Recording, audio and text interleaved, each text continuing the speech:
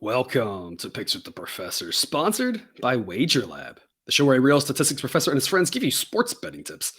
I am your host, the Professor, and I've built mathematical models to predict various sports outcomes, affectionately known as sideline. You'll hear more about the model during the course of this episode, set to cover half of the Friday first round games scheduled to be played for March Madness, Friday the 17th, 2023. In case you're here, check out the webpage on the banner. It's not actually on the banner, but check out the webpage, www.pickswiththeprofessor.com/. It's usually on the banner. I had to take it off because the banner got really long. Check that out, though, if you're new here. Otherwise, Google Sheet, link in the show description. That's going to get your sidelines projections for every single game. Remember, this show covers picks on the best games. For the best picks on all the games, for all the picks, sign up on Patreon and Black Book Sports or different packages and price ranges based on what you're looking for. Remember that sports are unpredictable, so the discussion of this show projects a typical game and does not try to forecast it to a T, as that'd be a foolish and impossible goal. We don't get distracted when a team either can't hit or can't miss from three, or in the case of Nevada, can't hit from two because they only made two pointers in the first half, which seems like impossible. I don't know. These things balance out in the long run, but they are literally impossible to foresee before they happen. In other words, please understand that good and bad variance will occur. So as much as I'd like to see it be profitable every single day, that is an impossible reality for any gambler. Jake, disappointed in Nevada for sure. We're recording this at halftime. There's like no way they come back and win. And if they do, then I would love to eat my words. But to me, the bottom line is we took 4 money line dogs in the tournament in the first 4 games. 2-2 made money. And that's the benefit to the dogs. And now before that, we took a lot of favorites and we made money. And so I was actually talking to my dad. We were out at dinner tonight and about the money line stuff. He does a lot of sports betting. He's out in Vegas, once a quarter probably. And I was telling him, I said, it's kind of been interesting. We've been having stretches where we'll take like a ton of like minus 200 and minus 300 favorites and we'll go like 10-1. It'll be great. And then we'll have stretches where we'll take a bunch of dogs, just go 500 and make money. And that's kind of the whole point of the money line is let's take the favorites when they're going to win way more than the odds imply. Let's take the dogs when they're going to go 50-50, these plus odds. I mean, I don't know about you, Jake, but I mean, if we could just pick every single dog and go 500 or all the dogs we take go 500 all day. It's lovely. Yeah, so yeah, as much as it sucks to have Nevada, we got the plus odds on Fairleigh Dickinson. Boom, profitable night. Last night, as much as the that first game, I feel like that was the right side, fading the Islanders in that spot with their best player out. And if it wasn't for the like 400 fouls and that one guy shot like as many free throws, as the whole other team. But as much as that's like, we got the nighttime plus odds winner. So again, if you're going 1-1 with 2 plus odds, I mean, it's a great night. So, we can't foresee the Nevada thing, but this is why I say in the long run, it balances out, and long run isn't 4 games, but in those 4 games, it's balanced out just like we hoped. And to me, a pretty successful start to March Madness, going 2-2 with all plus odds. Yeah, as long as you're in the green, it's a great start.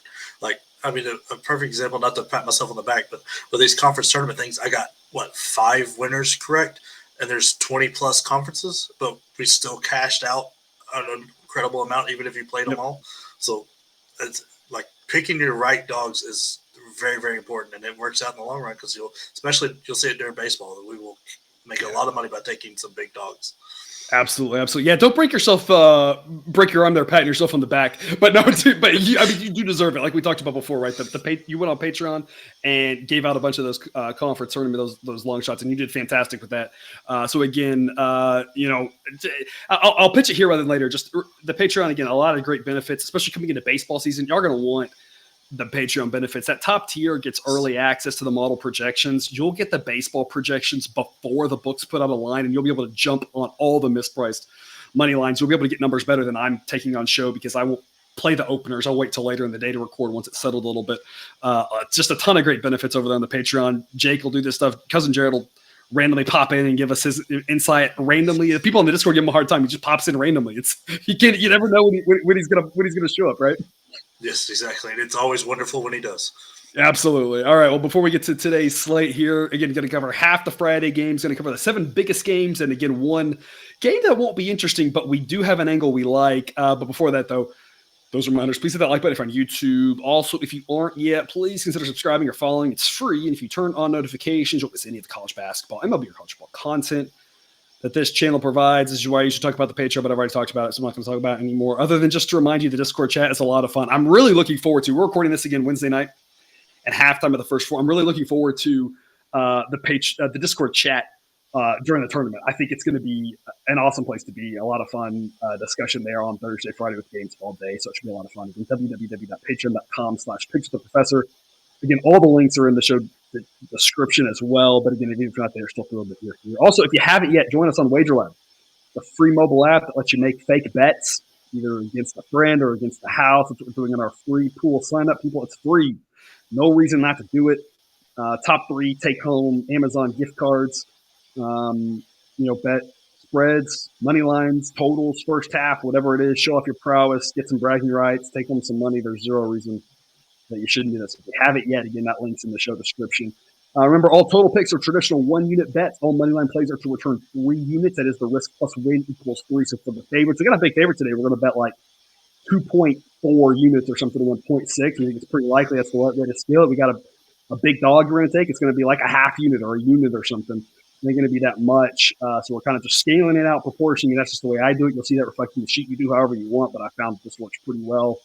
Otherwise, let's get to it. But as always, take what you like and leave the rest. And a reminder, Jake and I do collaborate on this. We discussed one game. I don't want to tell people what it was. They can guess what it was, but we discussed one game that we decided not to cover. We discussed it for like 20 minutes, and I think we spun ourselves in so many circles. We were like, look, it's just not an angle. We tried. We really tried to cover this game, but it's like we kind of like kept going just around and around. So if you want to guess, drop it in the comments is what it was. We'll let you know if you're right. But that would we just said, you know what? Let's just not do that. Let's do other stuff that we like better, right? That we're really good with. So we both talked each other into and out of several different picks on that game.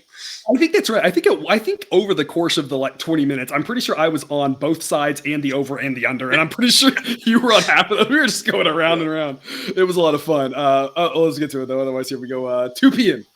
Eastern, VCU and St. Mary's. You start off with an under 123. The model projects this at 120.5. VCU obviously plays really slow. 7th best defense in the country. VCU 17th best defense in the country, and that's with current players right now. The 2 best units on the court are going to be these defenses, and VCU plays at a pretty average pace. St. Mary's is a better athlete, should be able to control the tempo.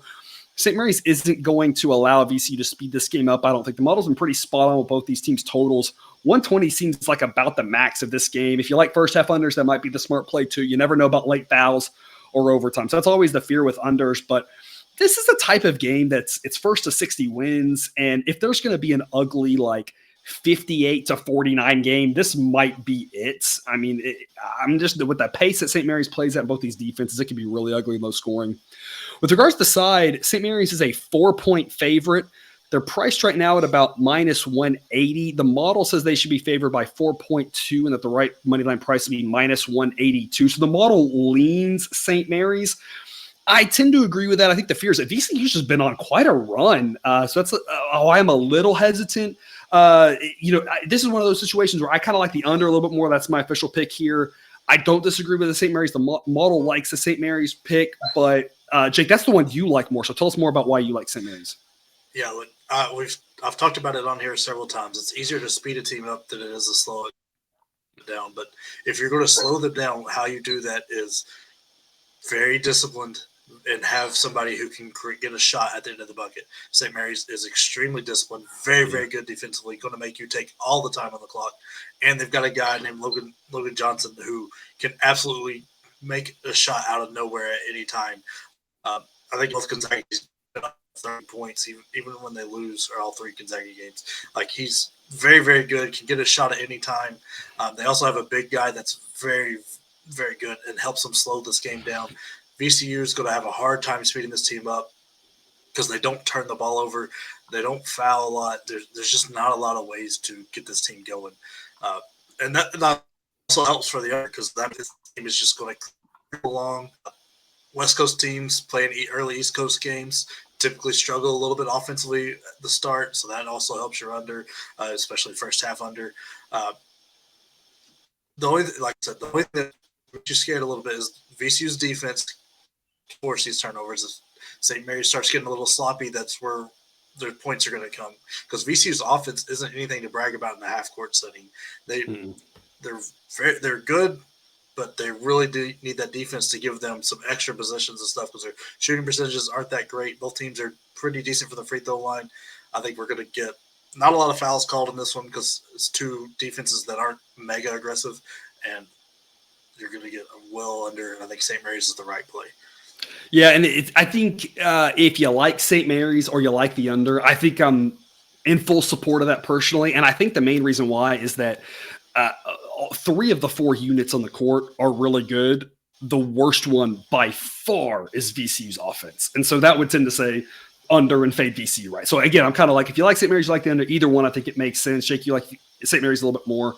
I like the under a little bit more. I think they're both pretty solid picks. Not my favorite picks of the day, but both solid investments here for the afternoon slot. 3:10 Eastern, Pittsburgh and Iowa State. I picked Iowa State in my bracket. We didn't know who was going to win, Pittsburgh, Mississippi State. And I made the comment. I said, if it's Mississippi State, I really like Iowa State there because both teams are going to do the same thing. I think Iowa State's a better team. With Pittsburgh, though, we talked about, I mentioned on the show that, Pittsburgh, having played Mississippi State, is a carbon copy of Iowa State. Very similar team. A couple of differences in that Iowa State shoots the 3 ball a little bit better, right? They get a little bit more of their offense from the 3. But, I mean, otherwise, though, you're talking about a team that wants to slow it down and play great defense. So, I mean, it's as similar as 2 teams can be, reasonably speaking, right? I mean, given there's 360 of them. And that gives Pittsburgh a little bit of an advantage here. So we're going to take the plus odds at plus 155 here with Pittsburgh. I don't really know what happens in this game. I think Iowa State's the better team. They played Baylor well at the end of the season. What does that mean? I don't really know. I do think Iowa State should be favored, but I'm not sure they should be favored like this. That minus 175 price tag on Iowa State just seems way too steep to get excited about, especially in a tournament that's called March, Madness.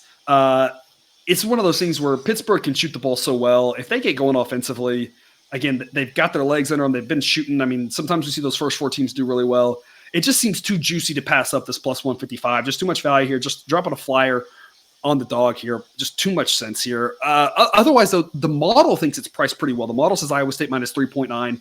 The actual spread I'm seeing is 4. So the model thinks it's priced spot on. Same with the total. I'm seeing 131. Model says 132. So the model thinks it's priced pretty well. But stylistically, again, the fact that Pittsburgh's coming off of a game, got, already had some of the pressures of the tournament taken off of them here. We see these first 4 teams sometimes win and be successful. And again, playing a team just like them, I think Pittsburgh's got a little bit more value in the model thing. So we're gonna take a chance here with the plus 155 with Pittsburgh. Jake, what do you think?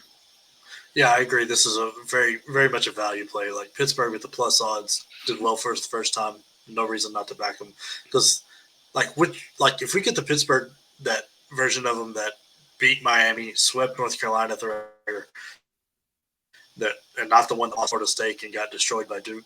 You're looking at a very good version of this Pittsburgh team. And then, if you get the Iowa State from earlier in the year that beat Kansas and Texas, that team is really, really hard to beat. But, I mean, if you start looking into how they finished the year, like the last month, they won 3 games. They got a hobbled TCU and a hobbled Baylor twice. The rest of them they lost, including Oklahoma, who was playing absolutely terrible at the time. I think Pittsburgh seems to be having it going. I mean, they were on their 3rd string big guy last night against Tolu Smith, who's great. Held him under wraps till 4 minutes. I mean, he still scored 13 points, but he only had 6 rebounds. That took a big part of Mississippi State's offense away. And that's without their big guy who was a game time decision. But, I mean, the free throws, I think you saw a little nerves there with them being a poor free throw shooting performance, but they got the threes going. They play very, very good defense. I think Iowa State's going to have a harder time scoring than what they normally do.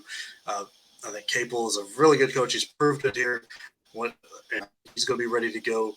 I think Mississippi State was a tougher matchup because of how they played through Tolu Smith and other big was Iowa State, who's guard, not so much backing down to the bucket and rebounding. So I think the less physical nature of this game being more Pittsburgh. Yeah, and, for the record, audience, Jake kind of had to talk me into this one. And I think for me, the clincher of why I was going with this was just thinking about this game and thinking about how I'm going to feel Friday afternoon watching this one, because obviously we're watching all the games, right? And I'm thinking to myself, I don't really know what's going to happen because when you look at it, I mean, you listed through some of those terrible losses that Pittsburgh's had and that they've looked really good at times too. And Iowa State's in the same boat. They have some terrible losses and some really good wins. And I'm thinking, you can make a case that either one of these teams is going to win by 10. And if you can make a case that either team wins by 10, take the plus 155. And I think you kind of said something along those lines of like, do we really know what's going to happen in this game?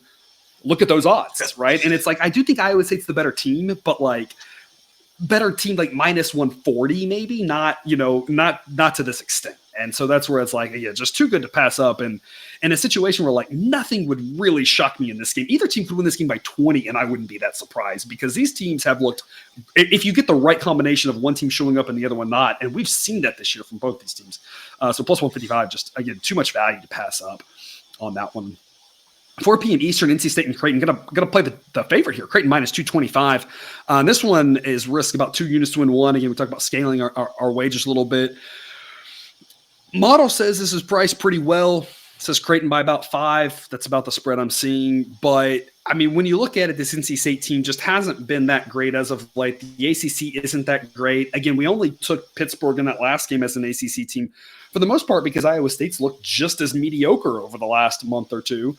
Or month or whatever, exact time frame it is. Otherwise, though, this Creighton team I think is pretty good, and I just don't trust an ACC team to pull the upset, given how weak the ACC's been. And I just like this Creighton team. The model likes this Creighton team. I've got them at 10th best in the country. They're just solid offensively, solid defensively. I think we don't overthink this one. It's going to be hard for NC State to pull this upset off. So I'm on Creighton here, even like a price like minus 225. Total is 148. Model would lean under at 146, but Creighton has been playing a little bit faster pace as of lately and really been going over a lot. So probably a total that I wouldn't really want to be involved in based off of that information. So just going to pass there, focus on the Creighton play here at minus 225. Might be a great money line parlay with the next game that we're going to cover if you're into a little 2-team money line parlay action. Jake, what do you got? Yeah, like the thing that surprised me most when I was digging into this towards the end of the year when it's just Big East team on Big East team. If I were to give you a guess, who's the best defense in the Big East? I would have guessed UConn probably. It's Creighton. You wouldn't think that they are playing, and especially not with some of their scores. They're playing very very good defense, and I think that's really going to rip apart NC State because NC State plays such an isolation type game, and you've seen that come back to bite them several times throughout the year, especially here at the end where they lost 3 of their last 4, twice to Clemson, once to Duke. Syracuse with a zone, really like it's almost impossible to play isolation basketball in a zone, and that's why Syracuse gets them. Their offense is just not built to take advantage of where Creighton is weak, and I know Creighton's not very deep team. I mean, like in their bench minutes, they rank in the bottom 10th probably. They're very good offensively. Kalkbrenner is a real difference maker. I mean, that losing stretch they had early in the year was really due to him not being 100%, being out or partially in. Since he comes back, they go on a tear. I mean, they lost to Providence, Villanova, Marquette, and Xavier at the end of the year, but most of those you can't knock them for because Providence was in double overtime. Villanova was a bit surprising, but Marquette and Xavier are both very good teams. I think the competition they put Big East is going to help them tremendously over a team weaker competition and struggled towards the end of the year. I think they are going to absolutely score all over NC State. NC State's defense is not playing well right now, and I think NC State's offense will hurt them and how the stylistic matchup works. Yeah, absolutely. And, just take at that point, even overall for the season, I've got Creighton as the 16th best defense using full season, not just conference only. 16th best defense in the country is pretty impressive, right? And like you said, it's not exactly what you would have expected from them at the start of the season, especially when you look at some of their scores. But a lot of it's just pace. Have been playing a little bit faster of a pace, so the scores might be misleading. But it's a really solid defensive team, especially with Kalkbrenner healthy. Without him, of course, that makes a big difference with what they can do, how they defend the paint. But with him in there, it's really a game changer. The other afternoon game, again, I do look at a little money line parlay here if that's your type of thing. UConn minus 450. It's big odds, so we're going to lay about 2.5 units just to win a half unit. But UConn, I think, is a smart play here, and it goes back to what I said at the start of the show, right? Where sometimes we're playing big favorites, and people give big favorites a rep. But listen to me, people. I'm smart at the maths, right? I do the maths, and the bottom line is we're picking out some of these big favorites, even something like minus 450.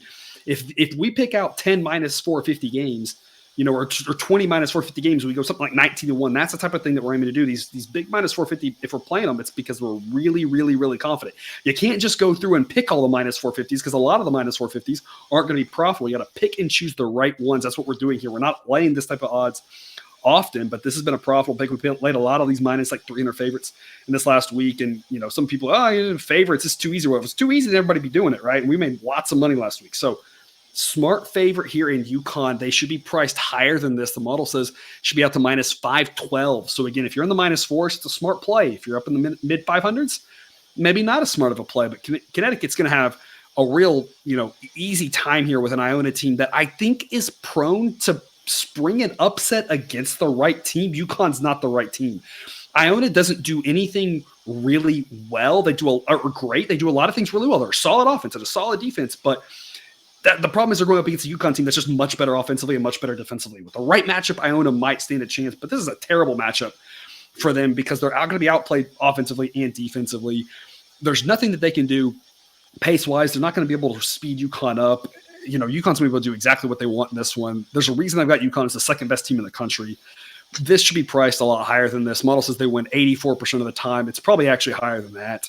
If you want to lay the points, you can. But the problem is the model says the points aren't that good of a value. Says that laying minus 9.5. The model says 9.6. So the points, not the greatest value. This is just actually a better money line play. We talk about sometimes that's the way it goes. Sometimes you want the money line. Sometimes you want the points. We're going to have the flip of this later in the show. So stay tuned. A little teaser for the very end where we're going to say, I actually don't like the money line, but I do like the points for different reasons. But here, this is a money line play. It's a little bit steep odds, but again, it's one that if we're making this type of play, 20 times, we're going to be able to win 19 of them. We're going to lose one. We don't know which one, but in the long run, it's a smart play, even though it's pretty chalky. We took a ton of dogs here on Wednesday. It's mostly worked out for us. We already got a couple winners, in the bag with, UCF and Fairleigh Dickinson. We had a couple on Tuesday with Hofstra and Eastern Washington. We're totally comfortable playing the big dogs. Totally comfortable playing the big favorites. We're looking for value wherever we find value. Jake, I'll stop preaching and let you talk. Yeah, it's not sexy. It's not a win you're going to brag about, but it's a win that's going to keep money in your pocket and let you. Hold on. I hope somebody brags about this win because that'd be hilarious. Yes, it would be. It's like everybody's going to be like, yeah, you went on a limb there. But yeah, sometimes you got to build a floor, right? You got to have those solid ones so you can take the risk on the bigger dogs and it doesn't hurt you as much. This Iona team, to win this game, they're going to need so much to go right. They've got to hit threes, and they're good 3-point percentage, but they don't shoot a lot of threes. They're going to have to force a lot of turnovers, and they're going to have to get that pace going their way, and they're going to hope and pray that for some reason Sagongo, or however you say his name from UConn, is either in foul trouble, rolls an ankle, can't play at 100% because they're not going to be able to deal with him. And I think that's just too many ands for Iona to get it done. It would have to be a perfect storm. This is a terrible matchup for them. And I was hoping to see them match up with somebody else because I thought Iona could spring an upset with how they play defense, Tino being a great coach and everything like that. This matchup is not the one for them. UConn is too good here. They are a 4 seed. They earned a 4 seed, but they are much better of a team than a 4 seed normally is. They struggled through the middle of the year. I think they got bored. Came back at the end of the year. I mean, they are one of the best offensive rebounding teams in the nation. No matter how you want to look at that metric, they foul a little bit too much on defense, but there's no other room on that defense to find any space. They shoot a lot of threes, but they're not ultra dependent on the three because they have such a good offensive rebounding team with so much height, so much strength down low. I think they're just going to bully ball their way through this. Thanks for coming, Iona. Yeah, and you talk about Rick Pitino, right? Obviously, Hall of Fame caliber coach. I don't know if he's in the Hall of Fame or not or whatever, but I mean, at some point you feel like his resume is pretty dang impressive. I'm not breaking news there. A thing that a Rick Pitino coach team has done in the past in a situation like this when he knows he's outmatched is do something like go to the full court press the entire game, really try to take it to their opponent, something like that. I don't think it's going to work against the UConn team. They are so uber talented and so athletic that I just don't think it's going to work. Like I said, if it was against a certain team that maybe lacked guard play or something, that sort of thing might work. If they are playing a team that was really one-dimensional offensively or defensively, you go, a Rick Pitino coach team, I can figure out how to scheme and take advantage of that. But it's like, you can't scheme your way around the level of talent that this UConn team has. The only way UConn's going to lose in this tournament is by going up against a team that is insanely talented themselves, like a Houston or an Alabama or somebody like that, or it's going to be, like you said, a one where everything goes wrong. And that could happen, but these odds imply that it's going to happen, more than 10% of the time. And I don't think that it's going to happen. I think it's more of a 5% chance that, or 7% chance that everything goes right for Iona. Not impossible, but that's the only way it's going to happen. Total in this game priced fairly well, 141.5. Model says 142.5. Going to cover some evening games now, 7:10 p.m. Eastern. Providence versus Kentucky. Look, if you just want to rewind to the Pittsburgh segment, it's basically the same story. It's one of those, the odds are just way too good to pass up. The only difference is the model likes this one a lot more than Pittsburgh. It's an A-grade play here. Model says this is a coin toss game. That might be a little high. I do think Kentucky should be favored. Model says that Kentucky should be favored, and they win 51% of the time. It's probably a little higher than that. Model just doesn't really like this Kentucky team for one reason or the other. But they shouldn't be favored like they are. Again, this tournament's called March Madness for a reason. This Providence team is pretty good, right? They might, it would be crazy for them to spring the upset here. So plus 165, just way too good a value here. Again, in a game that nothing really would surprise me. Providence has played, pretty up and down here the last 6 weeks. And if they come out and lose by 20 or win by 20, I'd be like, that's been what Providence has done. Kentucky's been pretty up and down, more up as of late. Absolutely. But we've seen really bad Kentucky teams too. Anything can happen in this game. Plus 165, just way too good to pass up. Again and again, as the model thinks it's pretty much a coin toss. Total 144.5. Model says 142.8. But both teams have been flying over the total as of late. Providence defense has been terrible as of late. Kentucky's offense has been a lot better. So and model leans under. If I was going to play this, I'd play the over just because of how many points both these teams have been having in all their games as of late. Jake, what do you have to say?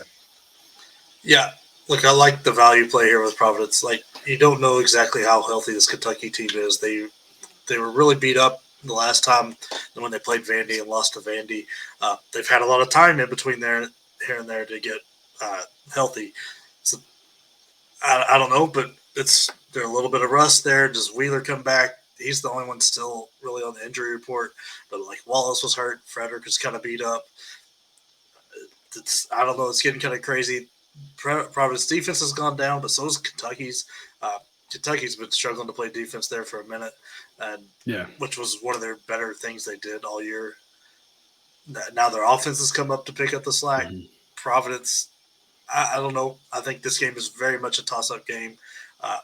Really going to be fun to watch. Probably one of the better ones of the later slate, and I'm gonna put money on the value here because this is why you bet UConn, right? You take UConn so you can make sure you can put a little half unit or whatever it is on this one and come out winning a unit and a half. It should be pretty good.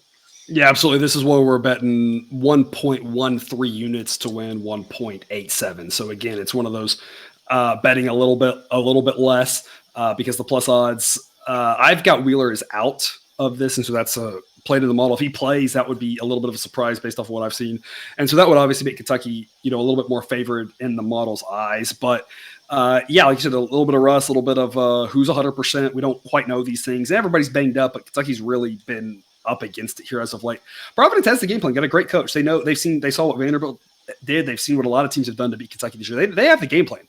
And now let's just go out and execute it. And Providence has struggled as of late, but again, and I keep saying this time of year, we got to get beyond just how they've done the last 5 games. The first 25 games matter too. And then the last 5 games matter more than the previous 5, but those previous 5 still matter. The previous 5 still matter, right? And especially when we've got a player-based model here, looking at how the players have performed.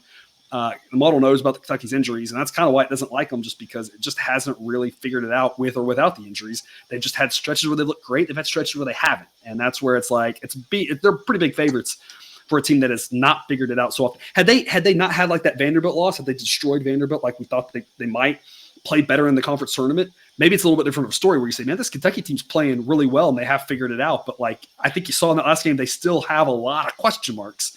And so it's kind of crazy to lay points or lay big odds with a team that has so many clear question marks, right? Yeah, it really is. And like if you're putting 2 teams together that are relatively similar and talented, the coach could be a lot of difference. And Cooley is a much better X's and O's game planning type guy than Cal has ever been. So that's another box to check for Providence.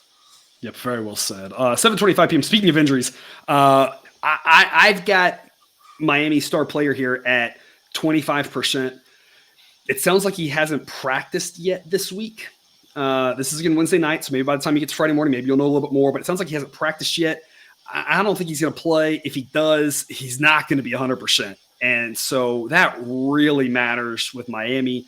We saw it in that Duke game where they just couldn't hang with Duke whatsoever. And again, Duke's playing really well, but they just could not hang without him. And that's just a big loss for Miami. We're going to be on Duke here, plus 114. It's another A-grade pick here. Model says that Drake should be favored and that they win this 52% of the time. It should be Drake minus 108. So you got a wrong team favored type situation here. A-grade play, whether you're grabbing the 2 points with Drake or whether you're grabbing the plus 114. I like this Miami team. I love their guard play. It's just it's an injury at the very wrong time to their best player. And I mean, that's really the whole story is that he matters so much. The model pulling him out really shifts the complexion of this game and how it's viewed. Total is 146.5. Model says 146.9. So not a total worth messing with, but I just love Drake here. As much as I love Miami and their guard play, that injury matters so much. Drake's been a really good team as of late. They're really overperforming expectations. They're really on a roll.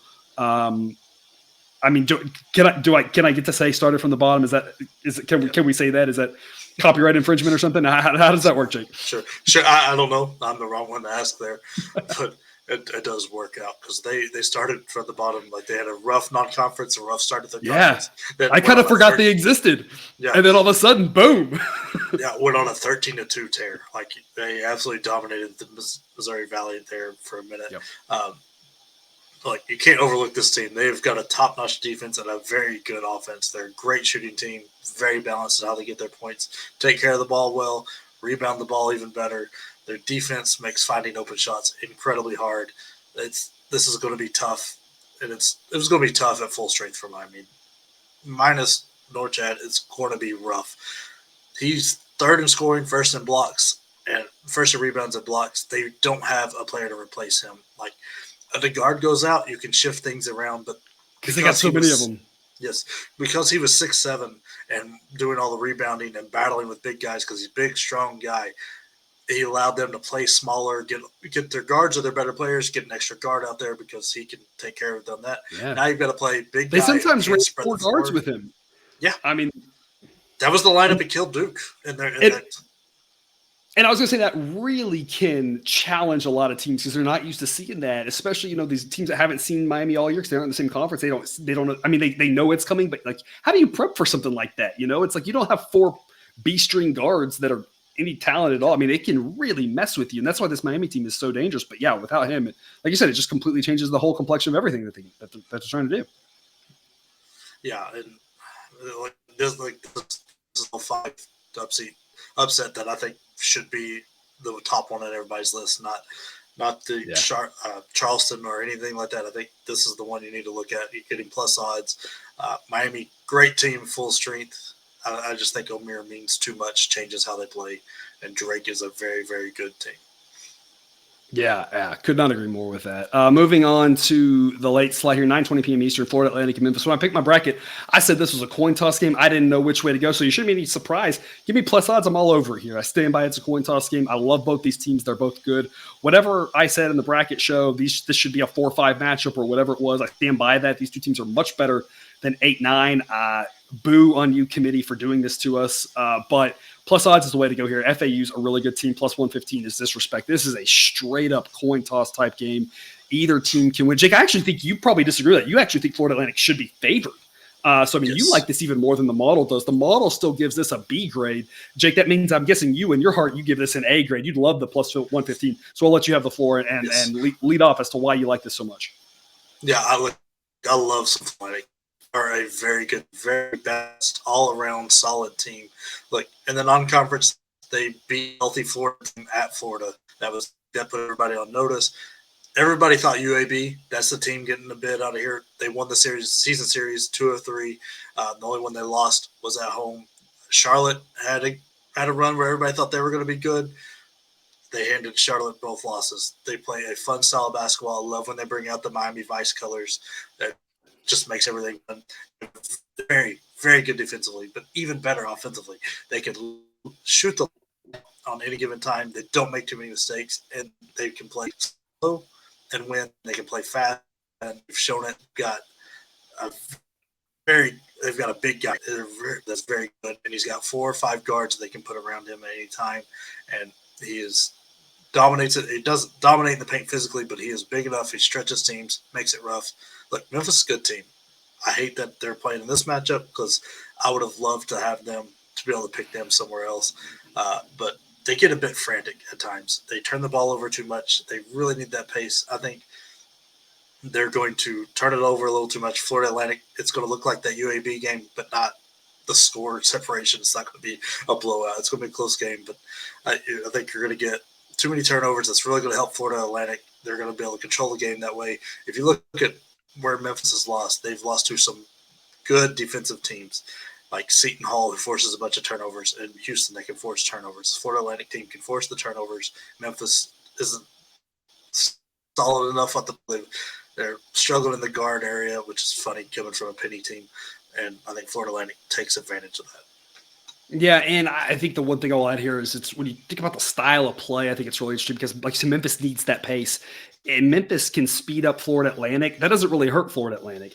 If Florida Atlantic can slow down Memphis, that really hurts Memphis. So it's one of those where if Memphis has their way, I think FAU will be just fine. It should be a fun up and down game, lots of points, who really knows. But if Florida Atlantic slows down Memphis at all, that really does kind of tilt the game in their favor. So, it should be a great contest, should be a close game, but plus 115 is just insanely good value for, again, Jake, what you think a team should be favored.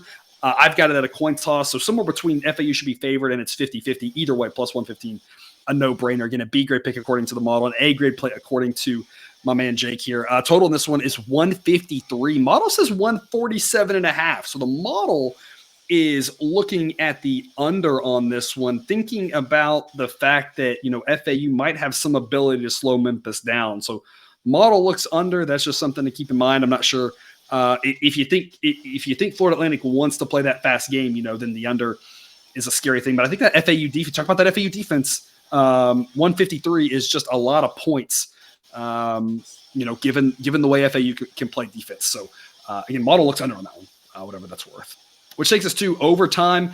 If you go a little bit off script here, and like I said, we're going to close out the show here with going a little bit different direction. A game where I don't think there's any value on the money line, but I like laying the points here. Gonzaga and Grand Canyon. Look, we talked about Gonzaga playing insanely well down the stretch of the season, really with a chip on their shoulder, kind of reminding everybody that they're still good. They were terrible early on. We faded them all the time. They played really well as of late. This Grand Canyon team plays like negative defense. They're going to try to slow Gonzaga down, and they might slow them down, but Gonzaga's going to score at will. And Grand Canyon's offense isn't good enough to score on Gonzaga's defense. Gonzaga's defense isn't good compared to the top teams, but it's still better than Grand Canyon's offense. I don't know how many points this game has. The model actually says to go under. The model says go under 155.5, but both of these teams have been flying over as of late. Grand Canyon's offense has been a little better, and they get their defense is terrible, and Gonzaga's just been scoring like crazy. So given how over these teams have been going, I don't want to play the under at all. I'd actually probably look a little bit more to the over, but 155.5 is a lot. I mean, I could see Gonzaga winning this game something like 90-60, and that's only 150. So I could also see it being 100-60, and that's 160. I mean, Gonzaga is going to score at will, and that's the bottom line. So I think laying the 15.5 just makes a lot of sense because I don't really know exactly if it's going to be a little higher scoring or a little bit lower scoring, but I really think that Gonzaga's B team is better than Grand Canyon. And so when those backups get in, they want to get in there and score because they know they're going to be pumped to play in the tournament. And a lot of times the backups are pumped to play in the tournament, but they're not as good as the other team. Gonzaga's backups are as good as the other team. They should keep scoring and extending that lead. I kind of think Gonzaga wins this game by like 25-30. I'm not even sure it stays close. Grand Canyon cannot stop Gonzaga. Their defense is terrible. Gonzaga's got the best offense in the country, according to my model. Jake, why are we on Gonzaga minus 15.5? Like, if you go through Gonzaga's history, played in the weaker conference that they do, like, not just this year, when they can beat somebody into the ground, they beat somebody into the ground. And it's not even in a mean way. Like, they are just – they just can't help it. They just can't help it. And it's probably habit because, in the conference when St. Mary's isn't good, to get a higher seed, they have to show dominance, and that's what they do. Like, I mean, if you look at the last game of the regular season, they played Chicago State, and it was 104-65. Like, they absolutely just murdered them, and I felt sorry for Chicago State. I don't think we're going to get that kind of score, but I mean, 90-60 seems on the table. Gonzaga's offense is just clicking. They're a very good shooting team. They've got a star in Timmy who absolutely shines when the lights get bright. Grand Canyon is not going to get in their way whatsoever. I don't think they can. I don't think they want to. They just want to get the ball back so they can try to slow it down, but I don't think it's going to help. I think Gonzaga's going to get this one up around 20 and 30, and it's going to just stay there the whole time. It's one of the ones, like, at the end of the night, you just put that on, like, the laptop or something just so you have it on so you can catch the highlight plays every once in a while and then not really pay attention to it because I think Gonzaga's just going to bull through them. Yeah, and like you talked about the type of player that can really give Timmy fits. I don't really see that guy on the Grand Canyon roster. I don't see them giving their defense. They don't give anybody fits, right? And so it's one of those where it's just not a good matchup for them. Grand Canyon would be a fun matchup against certain teams and have a chance to pull an upset, but this is just not the spot for it. So I don't know how many points they score. Might go team total over for Gonzaga because I just think they score a ton. Grand Canyon, they might score a little bit. They might score, but I think if they score a little bit more, Gonzaga only wins by 20. Or if they score a little bit more, it's because it's, both teams are scoring a lot. I don't really know exactly how the tempo is going to go. But yeah, Gonzaga, like I said, it's going to be one of those, like, every time they get the ball, they should score. They won't, obviously, but you kind of expect them to score every time they have the ball against a defense like Grand Canyon, which is just one of the worst defenses to make the tournament, other than like Fairleigh Dickinson, which is the worst defense in the country. Other than that, there's not a lot that are worse than Grand Canyon that are in the tournament. Yeah, and Grand Canyon needed everything to go right to win that conference tournament. They had to play every day, and they went through two of the top three seeds to get there. They did it. That might have been the goal. Congrats, your reward is playing the Gonzaga team that's got the best offense in the country. Yeah, so congratulations. Thanks for coming. Yeah. I appreciate the invite. See you later. Yeah, pretty much. All right, well, that's all the games we got for you here today. Remember, for all the other picks, check out Patreon. All those links are in the show description if you want picks for the other 8 games. Jake, any parting words? No, just sign up on Patreon. I'm going to try to see if I can keep my futures thing going. I'm going to try to pick a couple winners for each bracket and the whole game. So we'll see what happens. All right. Well, thanks for tuning in to this episode of Picks with the Professor. Don't forget to subscribe so you can show all the sports betting content provided on this channel. Just dropped right into your feed. We'll be back again all week with March Madness content. But until then, as always, best of luck. And remember, you can eat your betting money, but please don't bet your eating money.